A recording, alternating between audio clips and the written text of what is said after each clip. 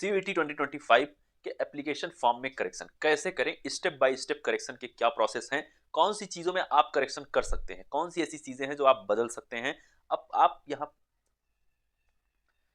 CUET 2025 correction, CUET के application form में आप क्या करेक्शन कर सकते हैं, कैसे कर सकते हैं, स्टेप बाय स्टेप पूरा करेक्शन इस वीडियो में मैं आपको समझाने वाला हूं। वीडियो बहुत ज्यादा इंपॉर्टेंट होने वाली है आप सभी के लिए। काफी स्टूडेंट ऐसे हैं जो अपने सब्जेक्ट को ऐड करना चाहते हैं, बहुत से स्टूडेंट ये भी हैं कि अपने सब्जेक्ट को डिलीट करना चाहते हैं। तो कैसे कर सकते हैं आप, क्या पैसा लगेगा और पैसा रिफंड होगा कि नहीं, वो सारे आपके डाउट में इस वीडियो में क्लियर करने वाला हूं कि आखिर ये करेक्शन है क्या। जिनको नहीं भी आज तक पता है कि करेक्शन क्या होता है, कैसे होता है, एप्लीकेशन फॉर्म को आप कैसे चेंज कर सकते हैं जो आप भर चुके हैं, वो भी इस वीडियो को देखें, समझें। तमाम मौके आएंगे जहां पर आप अपने एप्लीकेशन फॉर्म में और बहुत सारी जगहों पे आप करेक्शन कर पाएंगे। चलिए समझते हैं। उससे पहले इंपॉर्टेंट ये है कि इस चैनल को आप सब्सक्राइब करके जुड़ जाइए, डिस्क्रिप्शन में दिया गया टेलीग्राम ग्रुप ज्वाइन कर लीजिए, जिससे आपको सीयूईटी की सभी लेटेस्ट अपडेट, चाहे वो एग्जाम से रिलेटेड हो, एडमिट कार्ड कब आएगा, कोई भी नया नोटिस आता है एनडीए की तरफ से, तो वो आपको यहां पर मिलेगी आपके लिए यूट्यूब पर और डिस्क्रिप्शन में दिए गए टेलीग्राम ग्रुप पर। और उसके साथ ही आप सभी लोग अब यहाँ पर सब्सक्राइब करके जब जुड़े रहेंगे तो आपको कॉलेज में पहुंचाने तक, आपकी ड्रीम यूनिवर्सिटी, ड्रीम कॉलेज में पहुंचाने तक ये चैनल आपके साथ रहेगा। चलिए स्टार्ट करते हैं। सबसे पहला जो पॉइंट आता है वो ये आता है कि एग्जाम डेट ऑलरेडी आपको क्लियर है कि आपका एग्जाम जो सीयूईटी 2025 का है, सीयूईटी यूजी 2025 का, वो 8 मई से 1 जून के बीच में कंडक्ट कराया जाएगा। इसमें कोई बदलाव नहीं। सेकंड जो पॉइंट आता है, देखिए मैं सब कुछ समझाऊंगा, आप परेशान मत होइए, थोड़ा सा वेट किया करिए, चीज़ों को समझा करिए, जो आपकी ज़रूरत की है वो भी, जो नहीं ज़रूरत की है वो भी, क्योंकि हर वीडियो का हर लाइन, हर मिनट इंपॉर्टेंट है। कुछ भी छोड़कर स्किप करके मत भागिए। कोई ऐसी इंपॉर्टेंट बात होगी जो छूट जाएगी, बाद में भविष्य चौपट एक साथ जो ड्रॉप लिए हैं ना, जो बच्चे ड्रॉप लिए हैं उसमें से ये मान के चलो 50% बच्चे वही हैं जो ढंग से सब्जेक्ट नहीं चूज किए थे, ढंग से पिछली बार तक तो यूनिवर्सिटी भी चूज करना होता था, वो नहीं चूज किए थे।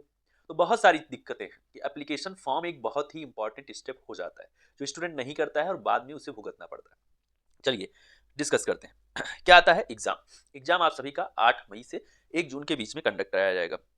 दूसरा जो आपका पॉइंट आता है वो है ड्यूरेशन ऑफ करेक्शन। आखिर समय क्या है करेक्शन के लिए, तो करेक्शन जो है वो आप सभी के लिए 26 of March 2025 to 28 of March 2025 के बीच में होगा, रात के 11:50 तक। रोज रात के 11:50 तक नहीं, यानी कि 26 तारीख को शुरू होगा, 26 तारीख से शुरू होकर यानी कि 26 ऑफ मार्च 2025 से करेक्शन शुरू होकर और 28 तारीख को रात के 11:50 तक चलेगा। ये नहीं कि डेली 11:50 पे बंद हो जा रहा है करेक्शन। बहुत बच्चे तो ये भी समझ जाते हैं कि सर डेली 11:50 के पहले कर लेंगे, नहीं बंद हो जाएगा। नहीं, ऐसा नहीं है, लास्ट डेट पे बता रहा हूँ। फिर क्या समझना है आपको जो और इंपॉर्टेंट, देखिए ये नोटिस आपको डिस्क्रिप्शन में दिए गए टेलीग्राम ग्रुप को आप ज्वाइन कर लीजिए, वहां पर ऑलरेडी वीडियो आने के पहले सेंड किया जा चुका है। ये मत सोचिए कि कुछ बस ऐसे ही नहीं, इसीलिए तो कह रहा हूं ना, जो भी कह रहा हूं, जो प्लेटफॉर्म कह रहा हूं ज्वाइन करने के लिए, सब ज्वाइन कर लो। क्या है, यूट्यूब को सब्सक्राइब, टेलीग्राम ग्रुप को ज्वाइन, वहां पर आपको ये नोटिस ऑलरेडी सेंड किया जा चुका है। बस मैं समझा रहा हूं, आप चीजों को समझिए, क्योंकि ये बहुत ज्यादा इंपॉर्टेंट है। भले ही नोटिस 1-2 पेज का होता है, लेकिन उसमें बहुत सी ऐसी बातें होती हैं जो आप स्किप कर देते हैं। आप एक नजर देखते हैं, ध्यान से तो पढ़ते नहीं है। और हमें पता है कि पिछले 4 वर्षों से जो हो रहा है सीयूईटी, उसमें क्या गलती हो रही है, स्टूडेंट क्या गलती कर रहा है, उस पॉइंट को मैं डिस्कस करता हूं। चलिए, डेट क्लियर है 26 से 28 मार्च। उसके बाद जो इसके बाद का पॉइंट आता है, वो पॉइंट आता है सबसे इंपॉर्टेंट कि चेंज किस किस चीज में अलाउड है, किस में नहीं अलाउड है। चेंज क्या चीज नहीं कर सकते, पहले तो ये विषय आता है। तो आप चेंज नहीं कर सकते हैं, जो भी कैंडिडेट हैं वो नहीं चेंज कर सकते हैं अपने मोबाइल नंबर को, नहीं चेंज कर सकते हैं ईमेल एड्रेस को, नहीं चेंज कर सकते हैं अपने एड्रेस को, चाहे वो परमानेंट हो या प्रेजेंट का हो, नहीं चेंज कर सकते हैं इमरजेंसी कॉन्टैक्ट नंबर को, यानी कि कॉन्टैक्ट डिटेल चेंज नहीं होगी। क्लियर है, मोबाइल नंबर और ईमेल यदि चेंज करने के लिए सोच रहे थे तो नहीं चेंज होगी। इसके बाद बात आती है कौन कौन सी ऐसी चीजें हैं जो अलाउड है चेंज करना। ये पॉइंट आता है, आप अपने नाम को बदल सकते हैं, बदल का मतलब है सही कर सकते हैं, ये नहीं कि कुछ भी बदल दो। फादर नेम, उसमें यदि आप भरते समय, एप्लीकेशन फॉर्म को भरते समय कोई गलती की है तो वो भी आप बदल सकते हैं। मदर नेम, उसे भी आप बदल सकते हैं, यदि कोई गलती हुई है तो, सरनेम नहीं लगाए हो, कोई दिक्कत है तो चेंज कर सकते हो। क्लास 10th या इक्विवेलेंट कोई भी डिटेल है आपकी, वो भी चेंज कर सकते हैं। क्लास 12th या इक्विवेलेंट डिटेल है, वो भी चेंज कर सकते हैं। डेट ऑफ बर्थ को आप सही कर सकते हैं। चेंज करने का मतलब सही कर सकते हैं, चेंज करने का मतलब ये नहीं कि कुछ भी चेंज कर दें, या चेंज जरूरी ही है। जब सब कुछ एप्लीकेशन फॉर्म में सही है, लॉगिन करके चेक कर लेना, 26 तारीख को लॉगिन करके चेक कर लो कि क्या चीजें सही हैं। यदि सही है तो बदलने की आवश्यकता नहीं है, नहीं सही है तो चेंज करो, सही करो। फिर आता है जेंडर, उसे आप सही कर सकते हैं। कैटेगरी को अपने सही कर सकते हैं। मान लीजिए पहले से आप जनरल से फॉर्म फिलअप किए थे, बाद में आपको लगता है कि रिजर्वेशन सर्टिफिकेट मेरे पास बन गया है, आ गया है, चाहे वो ईडब्ल्यूएस वाला हो, कोई भी कैटेगरी का स्टूडेंट हो, तो वो उस चीज को चेंज कर सकता है, ये भी आप समझिएगा। फिर सब कैटेगरी सर्टिफिकेट, यदि आपके सब कैटेगरी में आपने सब कैटेगरी नहीं डाला था, कोई भी सब कैटेगरी है आपकी, पीडब्ल्यूबीडी है, कुछ भी है, उसे भी आप चेंज कर सकते हैं, मतलब दोबारा से उसे कर सकते हैं सेलेक्ट, या फिर उसे रिमूव भी कर सकते हैं। फिर उसके बाद फोटोग्राफ, अपनी इमेज को दोबारा अपलोड कर सकते हैं। यदि आपके फोटोग्राफ सही नहीं था या फिर आप चाहते हैं कि आप चेंज करना चाहते हैं तो आप चेंज कर सकते हैं। सिग्नेचर की जो इमेज आप अपलोड किए हैं उसे भी आप सही कर सकते हैं।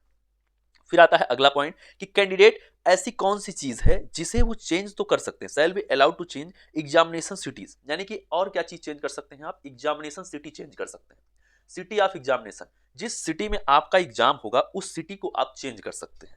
क्लियर है ये, लेकिन बेस्ड होगा आपके परमानेंट और प्रेजेंट के एड्रेस पे। क्लियर है बात, ये चीजें आप बदल सकते हैं। और एक चीज और आता है सबसे लास्ट में, the option to add the subject या edit the subject will be available during correction period, यानी कि यह ऑप्शन भी आपके पास होगा करेक्शन पीरियड के दौरान कि आप नए सब्जेक्ट को ऐड कर पाएं और पुराने सब्जेक्ट को रिमूव कर पाएं। ये भी आप कर सकते हैं अपनी इच्छा अनुसार। क्लियर है। एक चीज और अब आप यहां पर समझना है जो सबसे इंपॉर्टेंट आ जाती है, लास्ट पॉइंट है वो जो चीज आप कर सकते हैं लेकिन होगी नहीं, हो सकती है लेकिन आपके कंट्रोल में नहीं, वो ये है कि यदि आप सब्जेक्ट को ऐड करते हैं, फी को रिलेटेड आपका सवाल रहता है कि सर मैं सब्जेक्ट को ऐड करता हूं तो मुझे पैसा देना होगा, नाम अपना बदलता हूं तो पैसा देना होगा। देखिए पैसा आपको सिर्फ और सिर्फ किस चीज का देना है, यदि आप अपने नाम को बदल रहे हैं, आप अपने फादर के नेम को बदल रहे हैं, आप कुछ भी बदल रहे हैं, किसी भी चीज को बदल रहे हैं, आपको पैसा नहीं देना है। क्लियर है। आप कोई भी पर्सनल डिटेल को चेंज कर रहे हैं उसके लिए कोई पैसा नहीं देना है। पैसा सिर्फ और सिर्फ करेक्शन में किनको देना होगा, पैसा उन्हीं को देना होगा जो लोग नए सब्जेक्ट को ऐड करते हैं, जो लोग भी नए सब्जेक्ट को ऐड कर रहे हैं, यानी कि जो तय सब्जेक्ट है, जैसे एक क्राइटेरिया है कि इतने सब्जेक्ट तक इतनी फी है, उस सब्जेक्ट के अलावा यदि आप नए सब्जेक्ट को ऐड कर रहे हैं तो एक्स्ट्रा पेमेंट आपको करनी होगी। बिना पेमेंट किए वो सब्जेक्ट ऐड नहीं होगा। ये चीज आप अपने दिमाग में एकदम रख लीजिए, एकदम कंफर्म है ये कि आप यदि कोई सब्जेक्ट ऐड करते हैं तो वो सब्जेक्ट जो आप ऐड कर रहे हैं वो तब तक नहीं ऐड होगा जब तक आप उसके लिए पेमेंट नहीं करते हैं। क्लियर है बात। फिर क्या आता है, सब्जेक्ट से ही रिलेटेड पॉइंट आता है, सर मैं सब्जेक्ट को रिमूव करना चाहता हूं, क्या पैसा वापस आ जाएगा? नहीं, कोई भी रिफंड प्रोवाइड नहीं किया जाएगा, ये नोटिस में क्लियरली मेंशन है। आपको जो मैं नोटिस सेंड कर रहा हूं डिस्क्रिप्शन में दिए गए टेलीग्राम ग्रुप में, आप स्वयं भी पढ़ लीजिएगा, उसमें भी ये चीज क्लियरली लिखी हुई है, कोई भी रिफंड प्रोवाइड नहीं किया जाएगा यदि आप सब्जेक्ट को रिमूव कर रहे हैं। ऐड करने का पैसा देना होगा लेकिन रिमूव करने पर पैसा नहीं मिलेगा। मुझे पता है आप मन ही मन एनटीए को गाली दे रहे होंगे, बहुत लोग देते हैं, कोई फायदा नहीं है। चलिए इसके बाद जो अगला विषय आता है, अगला विषय ये आता है कि आपको एडिशनल चार्ज मैंने आपको बता दिया है, और लास्ट सबसे इंपॉर्टेंट चीज ये है, जब आप इस करेक्शन को कर रहे होंगे, वो मेरी तरफ से है, नोटिस में भी लिखा हुआ है, ये मैं हमेशा बोलता हूं नोटिस में लिखा हुआ है तो और अच्छी बात है, जब भी आप करेक्शन करें पूरा करेक्शन एक बार करके सबमिट मत करना।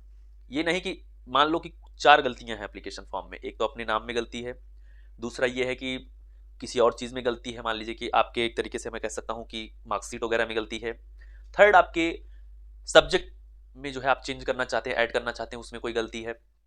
आप इन तीनों चीजों को एक साथ करेक्ट करिएगा तभी सबमिट मारिएगा।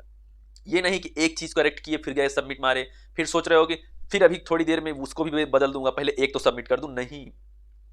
जो ये आपका करेक्शन फॉर्म होगा वो यदि आप एक बार उसे सबमिट कर दिए, एक बार कोई बदलाव करके आपने सबमिट कर दिया तो दोबारा किसी और बदलाव को आप नहीं कर पाएंगे। ये अपने दिमाग में एकदम अच्छे से बसा लीजिए, मतलब करेक्शन वन टाइम होगा। ये नहीं कि आज मन है तो आज हिंदी ऐड कर लेता हूं सब्जेक्ट में, कल फिर मन में आया मतलब कि 27 तारीख है, ठीक है 26 को ये बदला था, 27 को मन बदला यार देखते हैं जनरल टेस्ट भी डाल देते हैं, तो जनरल टेस्ट डाल के ऐड कर रहे हो, होगा ही नहीं। सोच लो, समझ लो, विचार कर लो, जरूरी नहीं कि बस शुरू हुआ है करेक्शन तो बस अब जुट जाएं। करेक्शन शुरू हो रहा है, उसको समझो, अच्छे से विचार करो, अपने दिमाग में सोचो आखिर किन किन चीज़ों का करेक्शन मुझे करना है। एप्लीकेशन फॉर्म देखिए पर्सनल डिटेल में तो जरूरी है कि आप एक बार देखेंगे आपके समझ में आ जाएगा क्या डालना है उसमें, क्या ऐड करना है क्या नहीं ऐड करना है। बट जैसे सब्जेक्ट सिलेक्शन की बात है तो सब्जेक्ट सिलेक्शन वो आपके ऊपर नहीं है, वो आप जिस भी यूनिवर्सिटी के जिस भी कोर्स में एडमिशन लेना चाहते हैं उस कोर्स की क्या डिमांड है उस यूनिवर्सिटी के द्वारा, वो कौन से सब्जेक्ट की डिमांड कर रही है, कौन से सब्जेक्ट का टेस्ट देना इंपॉर्टेंट है, किस सब्जेक्ट के मार्क को कंसीडर करके वो कट ऑफ बनाएगी, ये चीज़ ज़रूरी है कि वो यूनिवर्सिटी, वो कॉलेज जो कट ऑफ बनाएगा, जो भी कट ऑफ बनेगा, वो किस सब्जेक्ट के कॉम्बिनेशन से वो कट ऑफ बन रही है। मान लीजिए कोई यूनिवर्सिटी है जो फिजिक्स, केमिस्ट्री, बायोलॉजी मांगी है कट ऑफ बनाने के लिए, बी फार्मा के लिए जैसे AKTU PCB physics, chemistry, biology मांगती है। अब आप उसमें से फिजिक्स, केमिस्ट्री दे ही नहीं रहे हैं, सिर्फ बायोलॉजी दे रहे हैं। अब फिजिक्स, केमिस्ट्री आप पहली चीज तो एलिजिबल ही नहीं होंगे, क्योंकि वो उसकी डिमांड है कि मैं फिजिक्स, केमिस्ट्री, बायोलॉजी वाले को ही एडमिशन दूंगी। मान लीजिए किसी तरह से एलिजिबल हो गए, यूनिवर्सिटी को तरस आ गया, देखिए होंगे नहीं लेकिन फिर भी बता रहा हूँ, कंडीशनल है, हो गए आप एलिजिबल, फिर जो कटाव बनेगी वो सिर्फ आप बायोलॉजी से बनेगी, आपके फिजिक्स, केमिस्ट्री के मार्क को जीरो कंसीडर किया जा रहा है। तो आप तो ऑलरेडी कंपटीशन में बहुत पीछे हैं उन स्टूडेंट से, जो 2 नंबर भी पाए वो भी आपसे बहुत आगे है, कई कई लाख रैंक को आगे हो। तो ये चीज़ आप समझें कि सब्जेक्ट कॉम्बिनेशन को बहुत ही अच्छे से, ये अंतिम मौका है चुनने का, करेक्शन करने का, तो इसमें बहुत ध्यान से चुनिए और इस चैनल की हर वीडियो को ध्यान में रखिए, क्योंकि आने वाली वीडियो आपके लिए बहुत ज़्यादा इंपॉर्टेंट भी होगी।